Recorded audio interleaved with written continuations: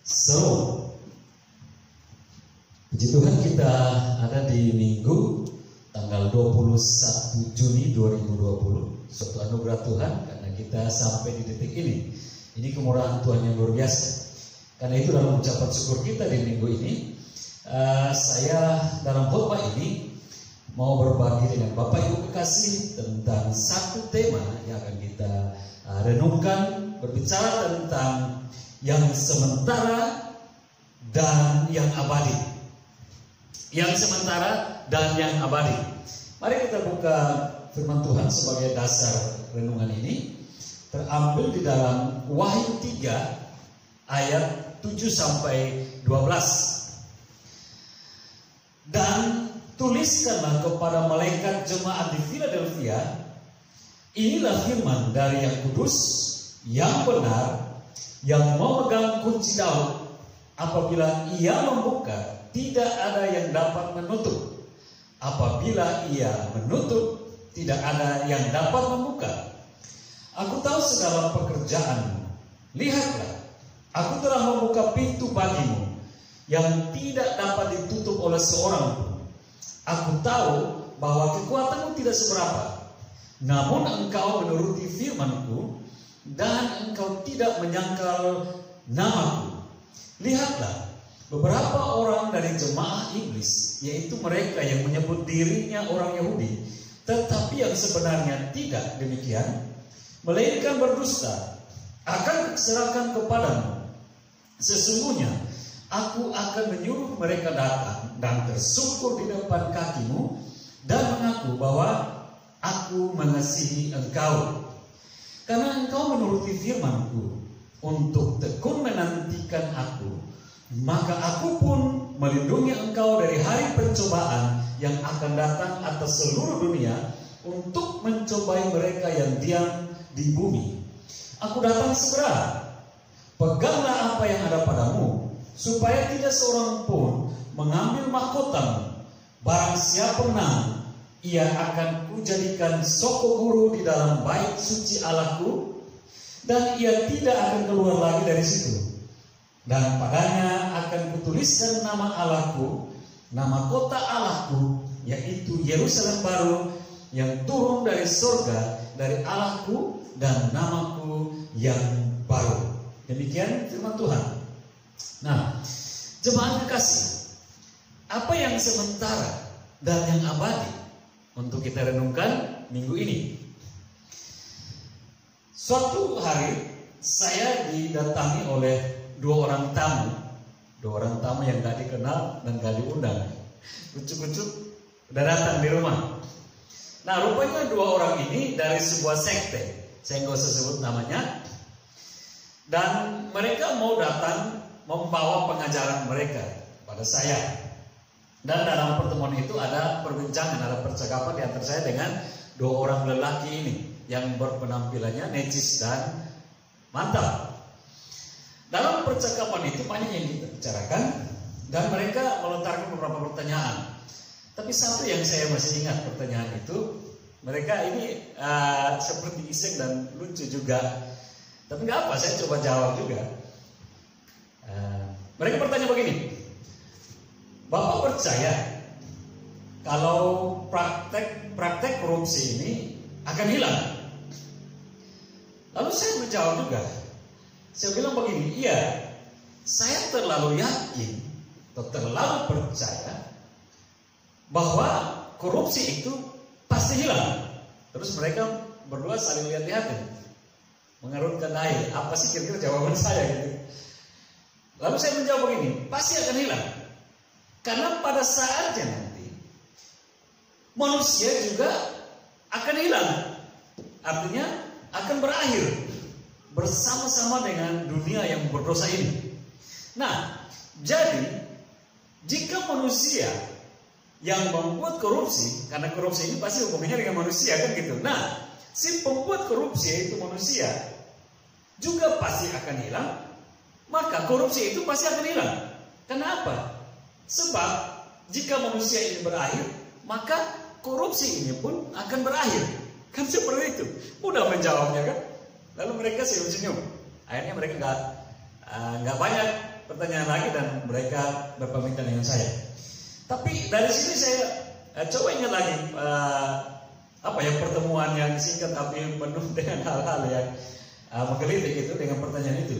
Saya coba masuk di dalam hal yang sementara dan yang abadi ini. Artinya itu baru contoh kecil. Korupsi ini sementara, tapi memang kenyataannya dia ada. Tapi dia nggak bersifat kekal. Karena apa? Sumber dari korupsi itu manusia pun nggak akan kekal di sini. Sementara dia akan ada, tapi nanti juga akan hilang dari dunia ini. Maka akan hilang juga korupsi itu. Nah, mari kita masuk kepada tema minggu ini. Tapi untuk hal seperti ini, saya mau bawa kita untuk baca Pengkhotbah 3 ayat 1. Pengkhotbah 3 ayat 1 situ berbunyi bahwa untuk segala sesuatu ada masanya. Untuk apapun di bawah langit ada waktunya. Nah, ini sudah berbicara tentang periode waktu.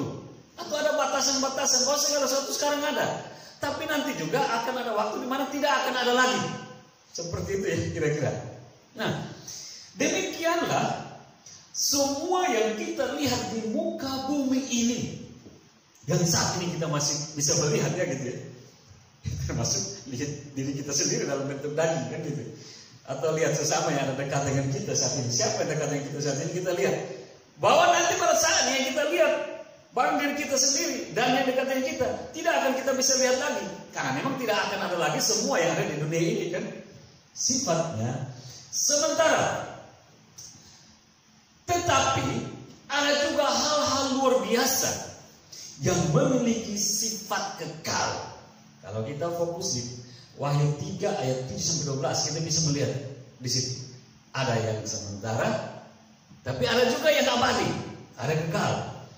Nah, kita bisa kutip Lukas 2 ayat 13, Lukas 21 ayat 33. Lukas 21 ayat 33 di situ dikatakan bahwa langit dan bumi akan berlalu, tetapi perkataanku tidak akan berlalu. Dari satu kalimat ini sudah ada 2 kutub yang bisa dibagi ya. Pertama, Yesus katakan langit dan bumi akan berlalu. Ini kutub pertama yang akan berlalu. Tapi ada satu kutub yang kemudian Yesus katakan yang tidak akan berlalu, dan itu sifatnya untuk selama-lamanya. Apa? Dia bilang, tapi perkataanku, kata Yesus, tidak akan berlalu. Nah, ini dasar-dasar yang saya mau bawa Bapak Ibu kekasih, jemaat Tuhan, untuk kita memegang hal ini. Dan itu kaitannya dengan kita, dan kaitannya dengan apa yang kita lakukan, dan apa yang kita alami atau kita rasakan saat ini. Segala sesuatu ada waktunya, ada masanya. Segala sesuatu ada saatnya, dan juga ada saatnya tidak ada, tapi ada saat juga akan masuk di dalam kekekalan. Nah, yang sementara dan yang abadi. Nah, mari kita lihat yang pertama. Ini yang pertama kita akan bahas dulu, yaitu hal yang bersifat sementara. Apa sih? Bapak Ibu kekasih dalam Tuhan, tentu kita bisa melihat banyak hal yang bersifat sementara. Tapi tentu tidak punya banyak waktu kalau kita mau bahas semua itu. Tapi mari kita pilih-pilih dan untuk kita bagi dalam waktu yang singkat untuk kita merenungkan. Nah, saya mau bagi minggu ini tentang hal yang sementara itu. Ini satu berbicara tentang bekerja melayani Tuhan. Dan yang kedua yaitu tentang tantangan dalam mengiring Tuhan. Ini yang sementara ya. Yang sifatnya sementara. Satu, bekerja melayani Tuhan. Dan yang kedua, tantangan mengiring Tuhan. Di dalam Wahyu 3 ayat 7-12, di ayat 8a dan b kita bisa baca kembali dan merenungkan tentang hal ini. Yang sementara pertama, bekerja melayani Tuhan. Kok ini sementara? Di ayat 8a dari Wahyu 3 tadi. Hidup adalah pilihan. Banyak orang bisa menyimpulkan atau mengartikan hidup itu apa ya? Tapi kita juga bisa, saya juga bisa bilang bahwa hidup adalah pilihan. Kepada manusia Tuhan memberi kebebasan untuk memilih pilihan yang tepat yaitu adalah melayani Tuhan. Jadi hidup adalah pilihan. Dan kepada kita Tuhan kasih kesempatan yang sebebas-bebasnya dengan hidup ini untuk kita memilih apa yang kita mau pilih, gitu ya. Tapi mari kita kunci satu jawaban dulu untuk kita bisa menguncinya dengan iman dan kebenaran yang kita akan putuskan bersama. Bahwa tentu yang terbaik dan yang tepat untuk kita memilih dengan hidup ini adalah melayani Tuhan. Itu yang tepat dan itu yang terbaik. Kenapa? Yosua 2 ayat Yosua 24 ayat 15 begini. Itu Yosua berkata ayat-ayat kepada bangsa Yahudi pada waktu itu. Dia bilang, tetapi jika kamu anggap tidak baik untuk beribadah kepada Tuhan, pilihlah pada hari ini kepada siapa kamu akan beribadah. Allah yang kepadanya nenek moyangmu beribadah di seberang sungai Efrat, atau Allah orang Amori yang negerinya kamu diami ini. Tetapi aku dan seisi rumahku, kami akan beribadah kepada Tuhan. Perhatikan kalimat ini. Tantangan pilihan Yosua kasih kepada jemaat Allah, orang Ibrani atau Yahudi pada saat itu. Kadang-kadang bangsa ini tegar teguk dan melawan Tuhan. Sudah diperintah sejak zaman Musa untuk beribadah kepada Allah Yahweh, sebab Allah Yahweh itu adalah Allah yang hebat, satu-satunya Allah yang layak disembah, dipuji, dimuliakan dan beribadah kepadanya supaya hidup ini terjamin, keselamatan ini terjamin dan segala berkat ini terjamin. Tetapi karena apa? Keras kepala, tegar teguknya bangsa pilihan ini, bangsa Ibrani, mereka selalu menyimpang. Mereka lebih memilih untuk beribadah kepada Allah-Allah orang mati, Allah-Allah Allah-Allah bangsa kafir yang adalah Allah-Allah orang mati itu, dan mereka lebih suka. Dan banyak kali mereka dihukum, tapi mereka nggak sadar-sadar. Banyak kali pemimpin Israel dengan marah dan kasih pilihan, mau pilih kepada Allah hidup atau kepada Allah yang mati. Dan itu yang Yosua tantang kepada bangsa Israel pada waktu itu. Tapi aku dan seisi rumahku, kami sudah ambil komitmen untuk tetap beribadah kepada Tuhan Allah yang hidup. Beribadah artinya melayani Tuhan. Tuhan kasih pilihan kepada kita saat ini. Hai Bapak, hai Ibu, hai anak-anak, hai remaja, hai pemuda, siapakah yang engkau akan pilih saat ini di akhir zaman ini? Dan apa yang kau bawa hidupmu? Melayani dirimu, melayani manusia, melayani dunia ini, atau melayani Allahmu yang sudah memberi engkau hidup dan memberi engkau makan minum, dan memberi engkau kekuatan, kesehatan, yang memberi engkau pekerjaan, yang memberi engkau sekolah, yang memberi engkau uang, yang memberi engkau rumah, yang memberi engkau perusahaan, yang memberi engkau segala sesuatu, keberhasilan, kesuksesan. Siapa yang kau akan pilih? Saat ini Allah juga sementara melalui pemerintahan firman Tuhan ini dengan mengutip Yosua, dia menantang kita saat ini. Pada siapa kita akan memilih? Membawa hidup ini dan melayani.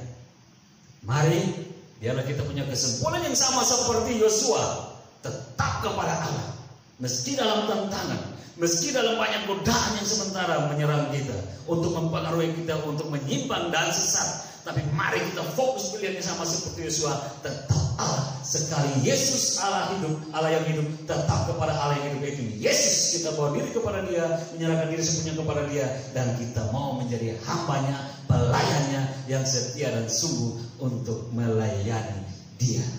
Nah, kita harus punya ambil komitmen seperti ini. Komitmen dulu.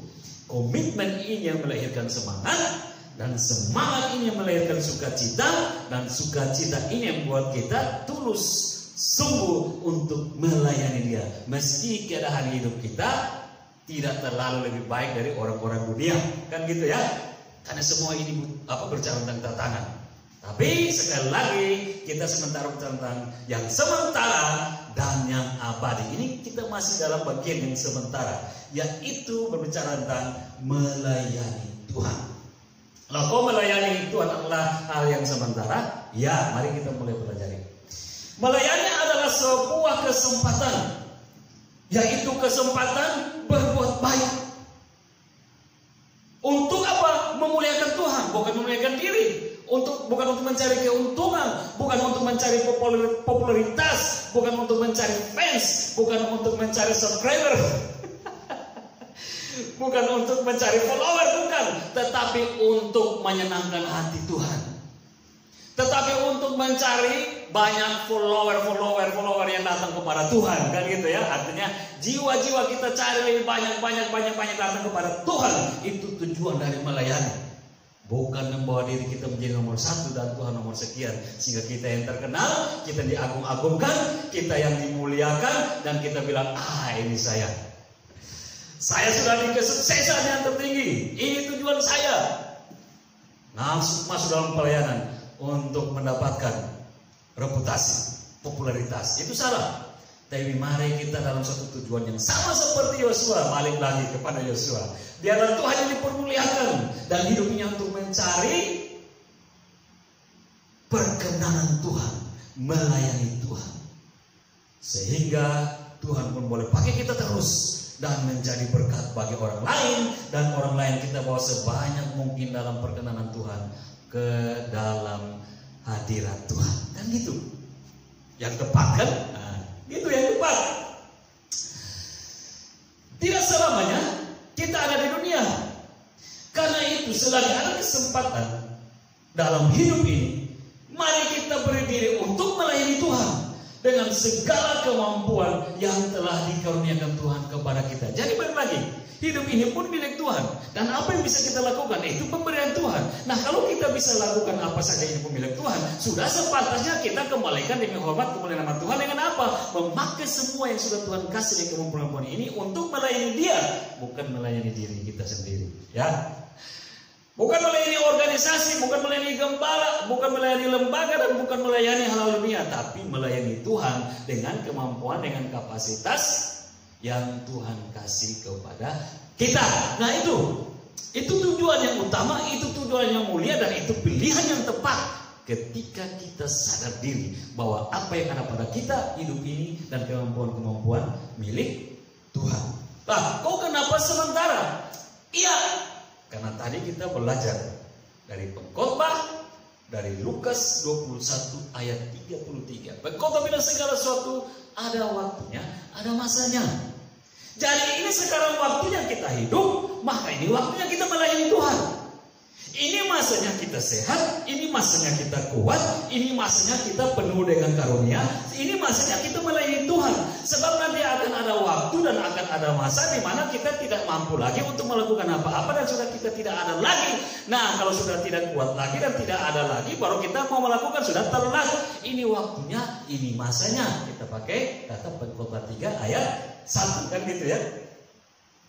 Baru di Lukas 21 dia bilang bumi ini akan hancur binasa. Nah, bumi ini dengan apa? Isi-isinya. Siapa isinya? Ya kita juga akan hancur binasa dengan daging ini. Nah, berarti ini kita berbicara tentang inilah kesempatan sementara yang Tuhan masih izinkan kita ada, maka kita pakai untuk memuliakan Dia dengan sepenuhnya bawa diri melayani Dia. Kita udah mulai tahu ya. Jadi berbicara hal yang sementara, yang pertama yaitu melayani Tuhan. Ini sementara. Karena sementara kita ada di dunia. Nah, jika ini berbicara sementara, maka kita harus melayani dengan sungguh-sungguh, dengan sukacita. Tidak bersungut-sungut, karena tidak untuk selamanya kita akan berjelelah di dunia ini. Tidak untuk selamanya kita akan bersakit-sakitan. Tidak untuk selamanya kita akan menderita. Tapi ini untuk sementara. Ini untuk sementara. Kadang orang mulai mau masuk dalam ditawarkan dalam melayani Tuhan, sudah berpikir, aduh, kalau saya mulai ambil bagian dalam pelayanan, bagaimana dengan waktu saya yang lain? Bagaimana dengan kesempatan yang lain untuk bisa melakukan hal-hal yang lebih berkapital, mendapatkan hasil materi yang lebih besar. Dia berpikir kalau dia melayani Tuhan akan habis waktunya untuk bisa mendapatkan hal yang lebih material yang lain. Segala sesuatu memang akan ada waktunya, akan ada habisnya. Jika dengan demikian kita sadar, maka ini kesempatan kita pakai. Karena Tuhan tidak membuat kita jadi robot untuk selama-lamanya bersusah payah di sini. Karena semua yang ada di sini pun akan hilang lenyap. Nah, kalau kita sadar itu, mari ini kesempatan kita dengan sukacita. Gak akan lama kok saya melayani Tuhan saya dunia ini. Untuk sesaat saja saya akan berlelah. Untuk sesaat saja saya akan berpeluh keringat untuk melayani Tuhanku. Tetapi nanti untuk akan ada waktu selama-lamanya saya akan menikmati yang terbaik dari Tuhan. Nah, itu yang baik. Itu memotivasi semangat kita. Itu memotivasi apa? Sukacita kita. Itu memotivasi apa? Kemampuan kita, kesungguhan kita, kesetiaan kita. Bahwa ini sesaat saja. Sekarang kita berkeringat, sekarang kita berpeluh, sekarang kita bersusah-susah. Tapi ini sementara. Ini sementara. Yang kekal sudah menanti. Supaya kita gak hitung-hitungan dengan Tuhan. Kan gitu ya. Oh Tuhan, seumur hidup saya sudah melayani Engkau. Saya sudah terlalu lama melayani Engkau. Saya sudah capek. Mau hitung-hitungan dengan Tuhan. Mau hitung capek. Dari mana kekuatanmu? Dari mana semangatmu? Dari mana sukacitamu? Kalau bukan dari pemberian Tuhan. Kan gitu ya. Jadi kita gak ada alasan. Kita gak ada alasan untuk bilang nanti ada kesempatan lain baru saya melayani Tuhan. Enggak, ini kesempatannya. Kata pengkhotbah, ini waktunya. Pakailah baik-baik. Itu yang pertama. Yang sementara, yang pertama berbicara tentang melayani Tuhan. Karena itu jika Bapak Ibu, adik-adik kekasih, remaja pemuda kekasih saat ini melayani Tuhan. Karena tidak untuk selamanya engkau akan melayani dunia ini. Ada waktunya engkau akan beristirahat. Gitu ya. Pakai kesempatan ini dengan semangat untuk melayani Tuhan. Yang kedua, yaitu berbicara tentang tantangan melayani Tuhan. Tantangan itu bersifat sementara. Di dalam kita melayani Tuhan, di dalam kita mengiringi Tuhan, tantangan pasti ada. Tapi mari kita kuatkan hati kita. Mari kita kuatkan semangat kita. Mari kita mantapkan motivasi kita. Semua yang menjadi tantangan, semua yang menjadi penghalang, itu sifatnya sementara. Sehingga kita tidak perlu mengalah dan kita tidak perlu hancur dengan semua itu. Karena itu sifatnya sementara. Ayat 8b di Wahyu 3 yang kita baca tadi. Dalam hidup bersama Tuhan, termasuk melayani Dia, memang bukanlah hal yang gampang. Ya. Karena butuh penyangkalan diri. Iya. Contohnya begini. Kita yang sudah biasa hidupnya bebas alam dunia maksudnya kan. Segala hal kita perbuat dengan segala kedagingan. Sekarang kita harus lebih fokus kepada Tuhan. Yang dahulu kita suka melakukan ini dan itu tanpa aturan, sekarang kita mulai mengatur di dalam Tuhan. Ini kan hal-hal yang bisa membuat kedagingan ini berontak, bisa membuat keenakan kita berontak dalam daging. Tapi sesungguhnya kalau kita mau menang, kita harus lawan itu semua. Kita harus matikan daging. Nah, ini disebut dengan apa? Penyangkalan diri. Saya masih ingat dulu mengawali pelayanan. Saya melayani di kampung dan sangat kampung. Tapi saya dapat informasi, saudara saya menikah, saudara kakak perempuan saya menikah. Di hutan saya, tempat pelayanan saya berpikir, aduh saya susah di sini. Saya di sini gelap-gelap karena nggak ada lampu. Saya berpikir mereka di sana lagi enak-enakan dengar musik dan lain sebagainya, lagi hura-hura pesta pora. Dan itu sebenarnya pergumulan. Karena kedagingan berpikir, waduh kalau dulu belum ikut Tuhan masih bisa melakukan bebas seperti itu kan. Masih bisa melakukan semua yang kedagingan enak itu. Sekarang saya sendiri di hutan. Sekarang saya sementara di hutan untuk melayani Tuhan. Sementara di rumah saya lagi mengadakan pesta pora. Ini kan pergumulan. Kekasih-kekasih Tuhan. Di dalam perkataan Alkitab, Ini berbicara tentang penyangkalan diri, dan ini tantangan. Tapi kita nggak perlu ragu, karena itu tidak bersifat kekal. Tantangan itu bersifat sementara yang Tuhan izinkan kita alami untuk mengikuti Dia.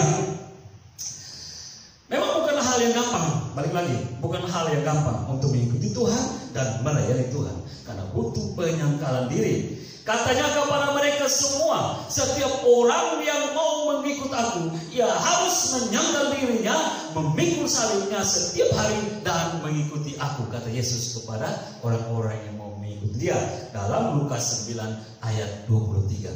Dari sini perkataannya kita sudah mulai wanti-wanti. Wah, Tuhan sudah memulai dengan perkataan pembuka gitu ya. Kita mau ikut Dia, Dia udah bilang duluan, jangan kau berpikir enak, jangan kau berpikir gampang. Tapi kalau engkau mau ikut aku, penyangkalan diri, pikul salibmu dulu. Nah, di sini merupakan pengujian. Kalau kita masuk dengan motivasi yang salah mengikuti Tuhan, mau melayani Tuhan, ketika mendengar perkataan Yesus, seperti yang Dia katakan, mau ikut aku? You mau ikut aku? Lu bilang mau percaya kepadaku, mau melayani aku, oke, datanglah. Tapi ingat, kau harus pikul salibmu dan menyangkal diri. Kalau balik lagi saya bilang, kalau kita pakai motivasi yang salah untuk mau percaya kepada Yesus, mau melayani Yesus, perkataan ini buat kita bukbak. Maksudnya apa? Ketar-ketir. Ini apa yang akan terjadi ke depan gitu ya? Ini apa yang akan terjadi? Bisa nggak saya makan nanti dalam Tuhan? Bisa nggak saya sehat nanti dalam Tuhan? Bisa nggak saya punya banyak uang dalam Tuhan? Bisa nggak saya senang-senang lagi ya di dalam Tuhan? Di sini mulai berpikir. Di sini juga mulai merenungkan perkataan Yesus kan gitu. Di sini merenungkan, di sini berpikir, aduh bagaimana nih ke depan? Tapi saya udah di dalam kaki di dalam langkah untuk melayani Tuhan. Bagaimana? Tantangan-tantangan ini mulai mempengaruhi pikiran kita, hati kita. Gimana ya? Itu bagi mereka yang udah di dalam pelayanan. Tapi bagi mereka yang masih di luar mau masuk mendengar kata Yesus ini, waduh, ini mulai berpikir 1001 macam. Masuk nggak ya? Masuk nggak ya menjadi pelayan Tuhan? Masuk nggak ya melayani Tuhan? Berani nggak ya aku percaya kepada Yesus? Meninggalkan segala sesuatu dan pikul salib. Wadah, ini perkataan nggak enak. Ini perkataan nggak enak karena harus meninggalkan segala sesuatu. Bahkan kebiasaan-kebiasaan lama harus ditinggalkan. Bukankah itu seperti memasukkan duri dalam daging dan setiap hari merasakan tusukan itu kan itu? Itu yang dimaksudkan teriakan Paulus. Seperti duri dalam daging yang menggocok. Supaya apa? Makin tak rendah hati, kata Paulus. Dan dalam rendah hati itu makin berada di hadapan Tuhan, dan Tuhan kasih kekuatan dalam kelemahan supaya hidup berserah penuh pada Tuhan, bukan hidup berserah kepada apa yang dipikirkan oleh pikiran kita yang akhirnya buat kita sesat menyimpang, tapi berserah kepada Tuhan, membiarkan otak kita, hati kita, intelijensia kita, keinginan kita, keluhan kita semuanya dikuasai oleh Yesus, dan Yesus menjadi kode utama dalam diri kita, dan Dia membawa kita pada jalan benar dan melayani Tuhan meski ada tantangan, tapi bisa menikmati sukacita di dalam. Itu yang dimaksud. Tetapi ingat kekasih-kasih Tuhan, itu pun tidak kekal. Tantangan-tantangan itu bersifat sementara, sehingga kita tidak perlu khawatir, waduh sampai kapan persoalan ini? Sampai kapan Tuhan masalah ini? Sampai kapan pergumulan ini? Kok seperti ini saja? Tetap ini bersifat sementara. Dan khotbah bilang segala sesuatu ada masanya, ada waktunya.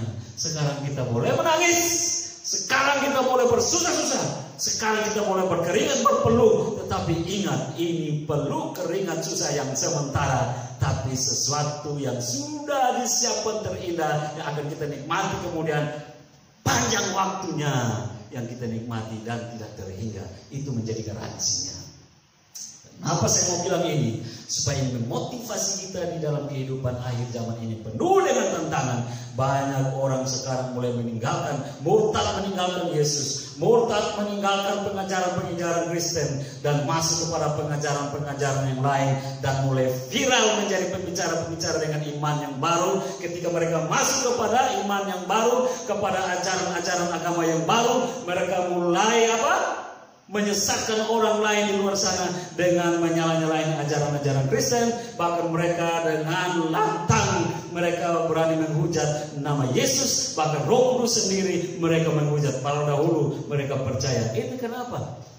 Karena tidak kuat dalam kedagingan. Karena tidak kuat dalam kedagingan. Motivasi yang salah percaya kepada Yesus, motivasi yang salah melayani Tuhan, sehingga terbentur, tersandung dengan persoalan, melarikan diri ke sebelah, sampai di sebelah mulai melecehkan kekristenan. Tapi apakah kita perlu marah? Kita perlu benci kepada mereka itu? Kita perlu sakit hati? Nggak perlu, karena dia bukan meneror kita. Dia mau coba-coba melawan Allah. Yesus Kristus yang punya kekuatan kuasa. Sekali waktu mereka yang coba melecehkan ketuhanan Yesus dan kemuliaan kekuatan Allah Roh Kudus, sekali waktu mereka juga akan mengalami penghukuman yang tiada tahannya. Karena itu, ketika kita berhadapan dengan persoalan, tantangan di dalam kita kuat-kuat beriman kepada Yesus, mari kita mulai fokuskan ini semua sementara, ini semua sementara, ini semua sementara. Allahku yang kekal, Yesusku yang kekal, Roh Kudus yang kekal. Asalku setia kepada Tuhan, Dia akan membawaku masuk dalam kekekalan dan meninggalkan semua yang sementara ini menyakitkan, dan Dia ganti dengan sukacita yang kekal juga. Mantap kan? Ini hal-hal untuk memotivasi kita supaya kita jangan kalah di dalam hal-hal yang bersifat sementara di dunia yang sementara ini. Yang pertama ya. Sekarang kita lihat yang kedua, hal yang abadi. Apa sih hal yang abadi? Ada dua juga. Kalau yang sementara dua, maka yang abadi juga dua. Supaya kita mudah ingat ya, kalau banyak kita nggak sanggup ingat. Yang pertama yang bersifat abadi, janji pembelaan. Ayat 10 sampai 9 dari Wahyu 3. Janji pembelaan. Janji berarti perkataan. Itu dimaksudkan dengan Lukas 21 ayat 33. Langit dan bumi ini akan berlalu, tetapi perkataanku tidak akan berlalu, kata Yesus. Perkataanku, janjiku tidak akan berlalu di dalam hidupmu, wahai hamba-hambaku, hai orang-orang yang percaya kepadaku dan orang-orang yang mau sungguh-sungguh setia kepadaku. Janjiku untuk membela kamu tidak akan berlalu sampai kapanpun. Tidak untuk selama-lamanya dibiarkannya orang benar itu goyah. Mazmur 55 ayat 23. Wow, ini janji-janji hebat. Janji-janji yang luar biasa. Dari siapa? Dari Tuhan sendiri. Dan kalau dari Tuhan berarti tidak akan pernah pudar, tidak akan pernah lekang oleh waktu. Karena yang beri janji adalah Allah yang hidup kekal, maka janji ini pun bersifat kekal, sekaligus memiliki kekuatan atau daya untuk memampukan kita di tengah dunia yang bergejolak ini. Kan gitu ya? Nah, jadi ada hal-hal yang bersifat abadi, yang bersifat kekal di dalam diri kita, untuk kita menguatkan diri kita. Yaitu apa? Janji pembelaan Yesus, janji pembelaan Allah sendiri dalam diri kita. Ketika kita setia untuk mau percaya kepada Dia dan setia untuk mau melayani Dia. Itu yang dikatakan oleh Mazmur 55 ayat 23 tadi. Ini berarti bahwa janji pembelaan atau janji pertolongan dari pihak Tuhan ada dan pasti sifatnya selama-lamanya. Mengapa? Karena pribadi yang memberi janji itu adalah kekal. Maka nilai dari janji tersebut juga bersifat kekal. Artinya bahwa setiap kali kita mengalami pencobaan, tantangan, persoalan, pergumulan dalam memperjuangkan iman kita terhadap Dia, dalam mempertahankan semangat kita beli dia, maka tepat pada waktu itu pun yaitu pada waktu persoalan itu datang, masalah itu datang, pergumulan itu datang, pertolongan dari Tuhan pun tepat pada waktunya datang kepada kita. Dan itu akan terjadi terus menerus, tiada batasnya. Dasar firman Tuhan, boleh kita lihat Yesaya 46 ayat 4. Sampai masa tuamu aku tetap dia, dan sampai masa putih rambutmu aku menggendong kamu. Aku telah melakukannya dan mau menanggung kamu terus. Aku mau memikul kamu dan menyelamatkan kamu. Wow, ada figuratifnya. Sampai kau mofak, kata orang Kupang. Saya udah mofak. Rambut putih, sampai putih rambutmu, sampai masa tuamu. Aku tetap dia, tetap Allah yang mau menggendong kamu, dan aku mau menanggung kamu terus. Ini perkataan dalam durasi waktu yang tiada terbatas dan tidak dapat diganggu gugat oleh suatu kuasa lain. Tuhan yang berjanji, Tuhan yang menepati, dan itu yang kita akan lihat dalam diri kita sejauh mana Tuhan menepati janji itu di dalam diri kita saat ini. Wow, terlalu besar, bahkan terlalu luas untuk kita mau hitung-hitung pembelaan Tuhan. Kita mau lihat-lihat kembali janji Tuhan di dalam membela kita. Karena terlalu banyak, sementara kita ada saat ini pun ini adalah bentuk janji pembelaan Tuhan. Karena kalau bukan, kita sudah selesai. Karena kalau bukan, kita sudah tidak ada.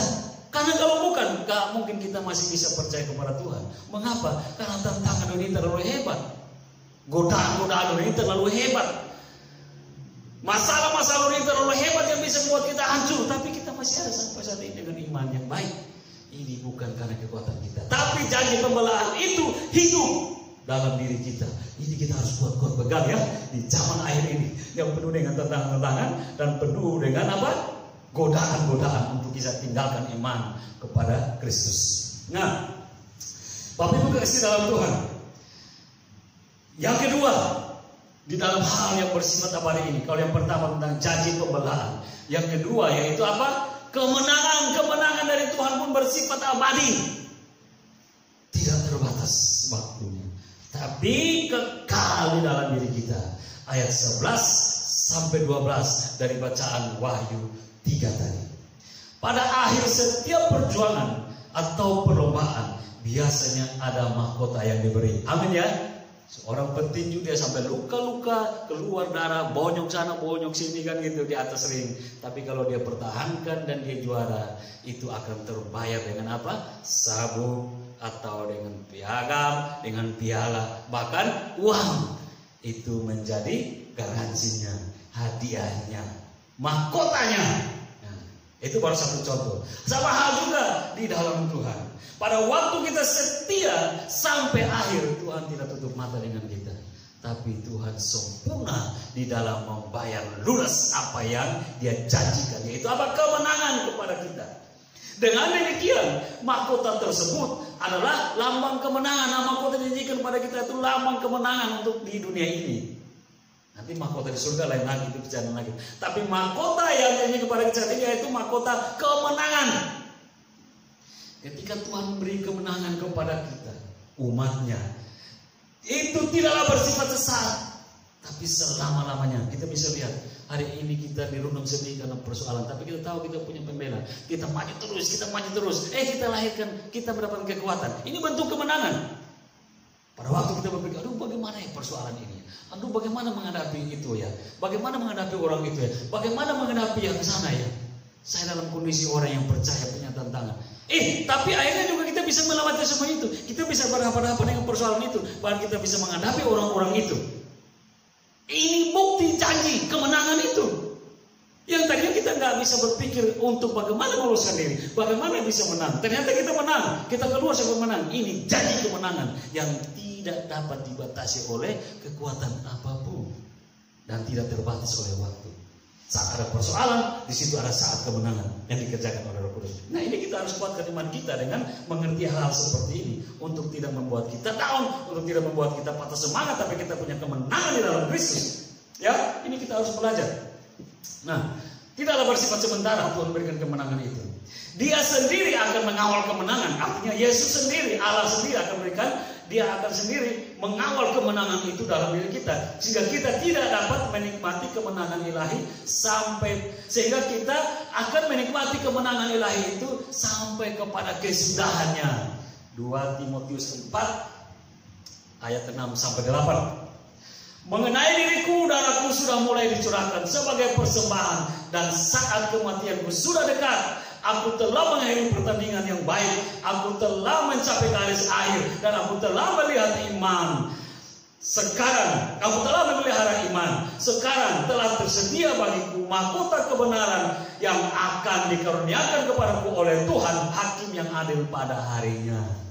Ini perkataan Paulus yang menguatkan dirinya sendiri, juga kepada anak rohaninya Timotius, tapi juga kepada kita saat ini yang merenungkannya, dan kepada orang-orang percaya semuanya waktu membaca perkataan Paulus. Tidak sia-sia kita berjerih lelah, tidak sia-sia kita bersusah-susah, tidak sia-sia air mata kita keluar sebagai tangisan di dalam iman kita karena mau melayani Tuhan di dalam waktu yang sementara ini. Karena kekekalan sudah menanti dengan suatu janji yang tiada terkatakan. Di sini kesimpulan Paulus, mahkota yang luar biasa. Ini bentuk kemenangan yang hanya lahir dari kasih karunia Allah di dalam diri kita, umatnya, pelayannya, orang yang percaya kepada Dia. Wow, Bapak Ibu kasih dalam Tuhan, semua orang yang percaya kepada Yesus, mungkin saat ini Anda sedang mengalami kelelahan dalam pelayanan, serta menderita di dalam mempertahankan iman untuk tetap percaya kepada Yesus karena tantangan, karena godaan, karena masalah-masalah untuk menentang iman kita. Ketahuilah bahwa itu hanyalah bersifat sementara. Kita nggak perlu takut, kita nggak perlu kalah. Tapi mari kita fokus pada janji penyertaan dan kemenangan dari Tuhan. Karena itu yang bersifat kekal untuk memberi penghiburan dan melahirkan kekuatan serta kemenangan kepada kita. Dan sampai selama-lamanya kemenangan itu kita nikmati. Amin. Mari kita komit. Mari kita tetapkan pilihan untuk bersama dengan Yesus. Meski tawaran-tawaran datang untuk menjual iman, kita singkirkan semuanya itu. Kita fokus untuk bersama Yesus. Karena saat ini boleh kita masuk dalam tantangan, tapi untuk selama-lamanya kita menikmati pembelaan. Dan mahkota kasih karunia itu sudah tersedia untuk kita nikmati selama-lamanya, asal kita tidak kalah hari ini. Amin ya. Tuhan Yesus memberkati kita. Salam.